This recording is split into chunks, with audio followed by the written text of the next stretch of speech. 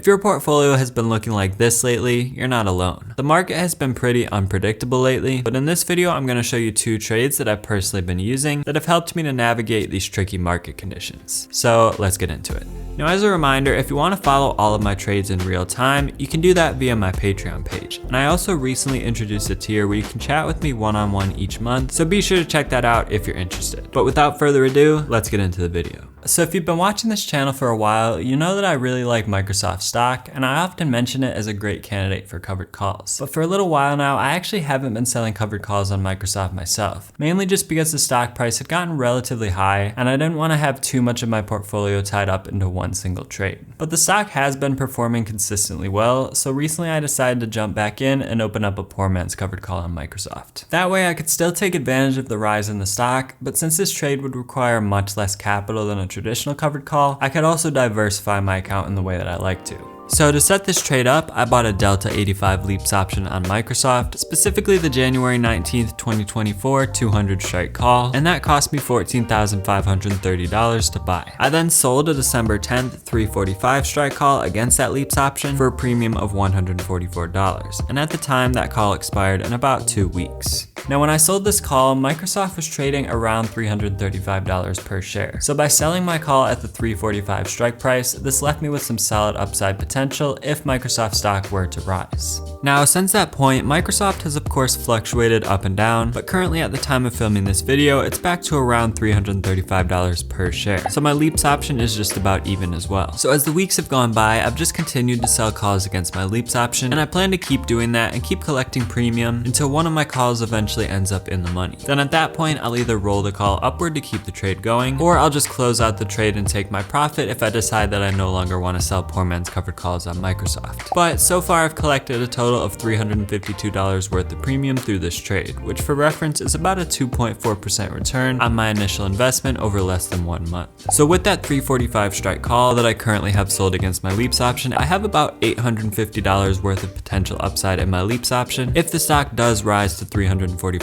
per share by December 31st. So that would bring the total profit from this trade up to about $1,195, which would be an 8.2% return on my initial investment in just 1 month. And if you're wondering how I calculated my upside, let me explain, because this calculation helps you to choose a strike price for your poor man's covered calls as well. So calculating your upside is actually pretty easy. As we know, the delta value represents how quickly the Leaps option will rise in value. So that means that for this Delta 85 Leaps option, every $1 increase in the stock price leads to an $85 increase in the value of the option. And given that my strike price is roughly $10 above the current price of the stock, that means that a $10 increase in the stock would correspond to an $850 rise in the Leaps option. So that's pretty straightforward, but where this calculation actually comes in even more handy is when your Leaps option has fallen in value and you want to determine the strike price at which to sell your next poor man's covered call. So let's say that you're holding a Leaps option with a delta of 0.8 and it's currently down in value by $500. To figure out your desired strike price, you'll want to start by taking that $500 that the Leaps option is down and divide that by the delta of the option times 100, which in this case would be 80.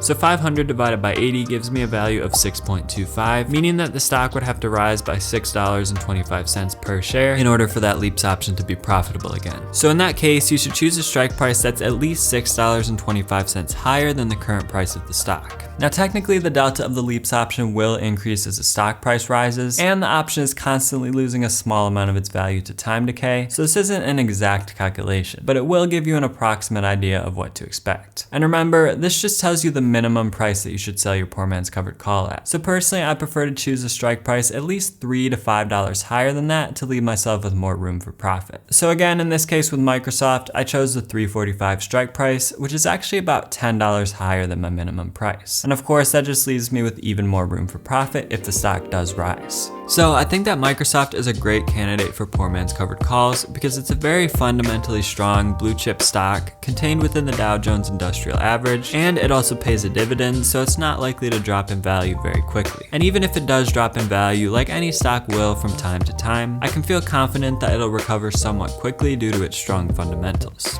Now, the next trade I want to talk about is one that I really like to use used in today's market, where it's good to have some downside protection, given that pretty much any stock could pull back at any time. And my favorite trade for this situation is the naked call. So in this case, I'm gonna sell one on AMD. But the way that I set it up, I can profit regardless of whether the stock rises, falls, or stays neutral. So here's how I did it. When AMD was trading around $134 per share, I sold a December 31st 150 strike call, which at the time was about 3 weeks out. And for selling that call, I collected a premium of $143. So of course, I get to keep that premium no matter what, and as long as the stock stays below $150 by the time of expiration, that call expires worthless, so I'll basically have just collected free money at that point. But to protect myself in case the stock does rise, I then also set up an automatic buy order to purchase 100 shares of AMD, only if the stock rises to $149 per share. That way, if the stock approaches the strike price of my naked call, I'll end up purchasing the shares before it hits that strike price, essentially just turning this trade into a covered call. And more often than not, if the stock were to rise all the way to $149 per share, it would then keep rising beyond that point, and I'd get my shares called away from me when the call expires. So in that case, I would generate an additional $100 of profit, which is a nice bonus. Now, something that's important to consider before setting up a naked call is whether or not you already have trades open on that same stock. So in this case, this naked call trade actually works out very well for me because I currently also have a December 23rd 148 strike covered call sold against a separate set of AMD shares. So if AMD rises to $149 per share, say within the next week, and I'm forced to buy the 100 shares, it's very likely that I'll get those other 100 shares called away from me at the 148 strike price. So that way I won't have to own 200 shares at once, at least not for very long, and therefore I won't have to use too much margin in order to cover this trade. And that's one of the beauties of this trade, because you can pretty comfortably use your margin to set it up, since there's no guarantee that you'll ever have to buy the shares. And even if you do, most of the time you'll get those shares called away from you pretty shortly after you buy them. So that's just one of the many advantages of having some available margin at your disposal. And I discussed the rest in this video, so I recommend you check that one out next. And again, don't forget to check out my Patreon if you want to follow my trades in real time and get access to my stock tracking spreadsheets. So thanks a lot for watching, and I'll talk to you in that next video.